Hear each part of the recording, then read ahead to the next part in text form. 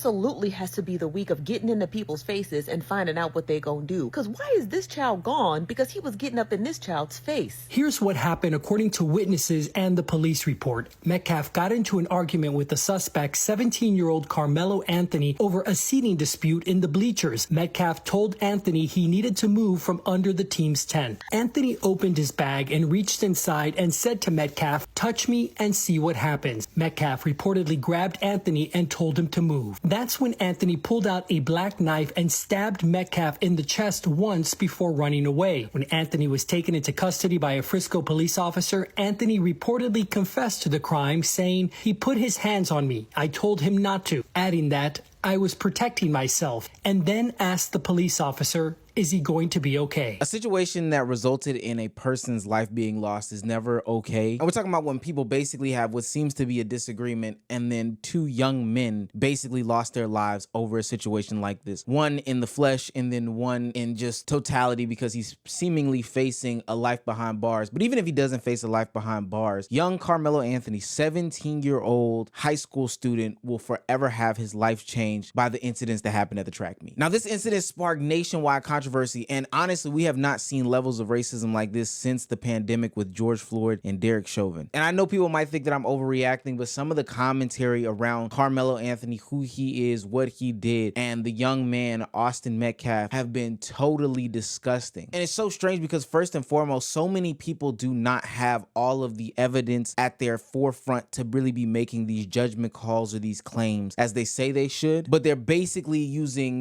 coded language or even direct language sometimes to paint this young man in a bad light, paint this other young man in a bad light, just paint this sour situation that happened that ultimately cost somebody their physical life into be a racially motivated act by a young black man onto a young white man. Now, there's some misinformation that has to be dispelled about young Carmelo Anthony off top. They're painting him to be some sort of thug or militant child, and I just think that that's extremely crazy. So the facts here as presented are, it's normal for students from different schools to gather under another school's tent. Carmelo had friends there. He wasn't trespassing or looking for trouble. It's good to remember that this is a track meet, and for those that have never been to a track meet, it is where schools across the state, across the country, across whatever various region come together at a singular school and spend multiple hours. I'm talking about 5 to 8 to 10 hours to 3 days at a specific grounds in which they all compete of the different track events. Now, normally due to things like social media, AAU, or whatever the case may be, it is very normal for you to create friends over the common interest of you being a track athlete. So naturally, it makes sense for Carmelo, who,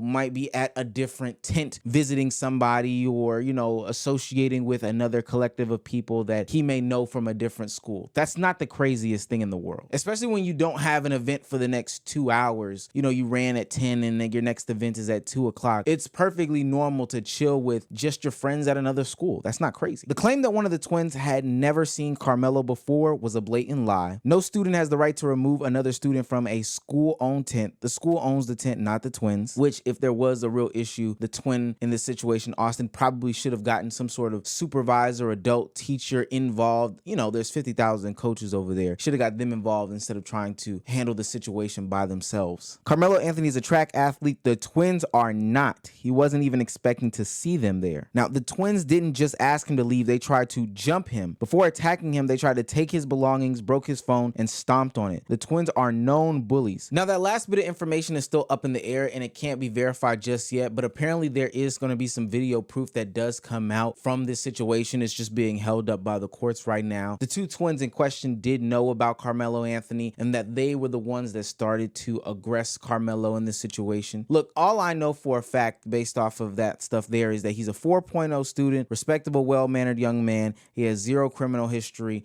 and he was raised by two parents in a household. Like, this is a very tragic situation, full stop. Now, the reason why all this backing for Carmelo had to come out is because people were painting a bad narrative. And it got so bad to the point where Carmelo's own father had to step out for his own child in this situation where he's being held on $1 million worth of bail in order to defend his son. But Carmelo's father stated something different. He stated that he was a good kid. And he also stated that his son did not provoke the incident. And of course, people have their differences about how one reacts in a situation of this manner. He stated that Carmelo worked 2 jobs. and also had a 3.7 GPA. So whether one agrees or disagrees with the outcome of the situation or not, the deliberate slander of Carmelo is right on cue for media. Now, I am a little bit curious because that quote from that father couldn't be found by an actual source, i.e. the father himself, stepping out on some sort of media platform or whatever the case may be. But the father of Austin Metcalf in this situation has been paraded around all these major news networks talking about how his son handled these situations, who his son was, etc., etc. Austin's father says he chooses forgiveness over anger.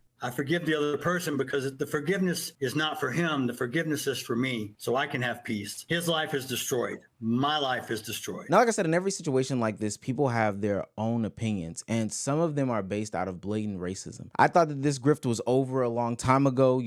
Back in 2020, everybody got to eat off of George Floyd stuff. Candace Owens made a literal career making a movie that you can do your own due diligence and research about it. But we are still in a day and age where people are making think pieces, analysis, and basing them out of race and emotion as opposed to stating the facts that are there or waiting for any other news or evidence to come out of it to then make some sort of determination. But bottom line is if you look at the kid's videos, he's got pictures of him with guns and all this other stuff. You already see what kind of individual he is, all right? And I know I'm just waiting for it. I'm waiting for the advocates to come out and say that he was a good kid and, this was just an accident. And it's all bullshit. It is. It's all fake bullshit. And, at the end of the day, this poor child, essentially, and his family may never get justice. I don't know. But it's heartbreaking that so many people want to take the side of the person who is the aggressor. You have a 17-year-old black kid, Carmelo Anthony, that literally stabbed and killed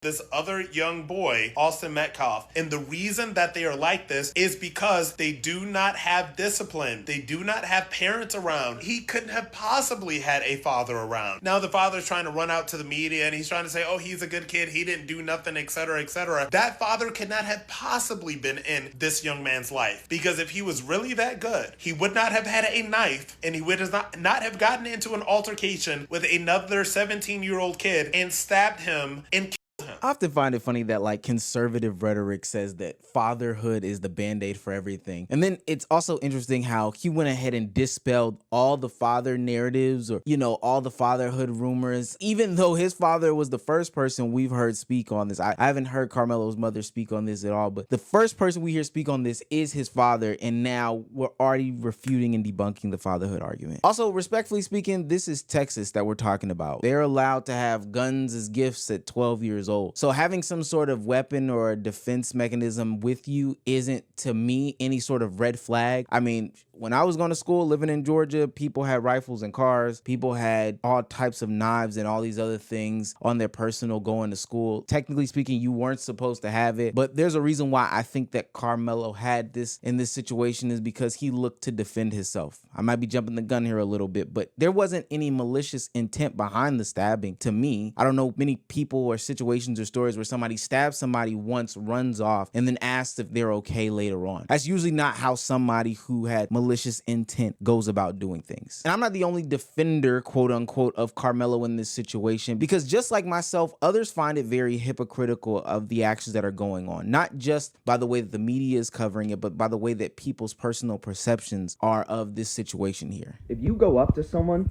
keep antagonizing them, and they tell you, hey, do that again and see what happens, and then you just antagonize them again, you cannot be surprised when they stab you. When Zimmerman said he feared for his life, he walked. When a black boy protects his, we debate if he deserves his freedom. So when people say that he didn't do anything wrong, what they're really saying is that we have seen what happens when we don't do anything. Let's get the facts straight, because I know people are going to ask, why are you defending this young man here? But you're telling me that there was 2 teenagers versus one other teenager, twins at that. There was one teenager that put his hand in his bag, and at least one teenager didn't tell the other teenager, you know what, let's not progress, let's not proceed. We don't know what he's he's got going on. You're also telling me that only one teenager proceeded to jump on the other teenager. And then when my brother gets stabbed in the chest, I don't do anything about it. The twin suggested that he turned his back on the whole situation. But if my brother is getting into a fight with another kid or argument or a dispute or whatever, I don't think that I would turn my back on him. That just does not make a lot of sense to me. But then after that one stab, that one fatal stab that happened, Carmelo Anthony takes off, gets caught by police, confesses there on the scene and says, I did it, and then asks, is he okay? Yeah, I don't think that that's a situation, to me, logically speaking, that sounds as if he did anything maliciously. It sounds like he was participating in some sort of defense. And we've seen situations of self-defense end up in people losing their lives, albeit tragic, and I'm not saying that I agree with all of them, but like the lady referenced in the TikTok, George Zimmerman is a perfect example, and so is Daniel Perry from New York. This is important, so listen up. I'm not defending what either of these men did, but if you defended one of them, you better fucking defend the other one. Because if you defended this one, but you're not defending this one, even though this one was actually attacked, guess what that makes you?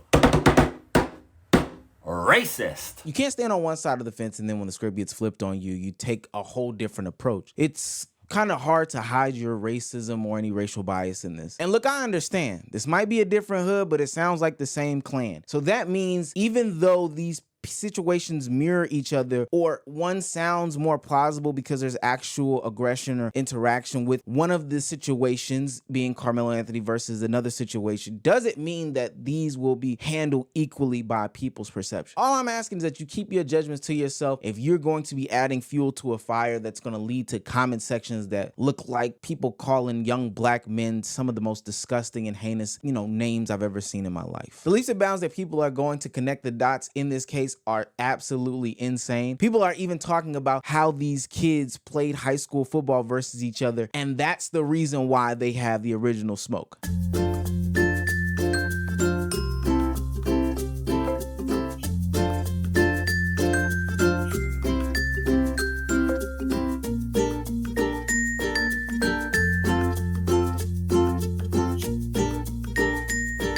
Look, the kids on the internet can't take anything serious. I'm surprised they didn't call the twin for not getting it back in blood for his little brother. Like, I think that that's a crazier conversation as a whole. Ultimately, passing these sorts of judgments leave only room for hate, anger, and situations that shouldn't be as big as they are, becoming bigger than what they were. This is a situation where a young man lost his life in the physical, and a young man lost his life to potentially being in jail for the rest of his life, or is going to be scarred for the rest of his life. Let's take that into consideration first. Shut the hell up about everything else second, and then let's proceed forward. But these nasty media narratives that people are putting out are absolutely disgusting. They mirror every single situation that's happened beforehand. On this side of the coin, though, it just so happens that the black person is alive as opposed to the white person being dead. And honestly, that might make the situation worse from a media perspective, because now they can just do and say whatever about this young man, and he'll have to face it for the rest of his life. Prayers to everyone involved, and I hope that justice, whichever way that leans, is actually served and not skewed by media perception based off of racist people tweeting out and deleting out a bunch of garbage and nonsense.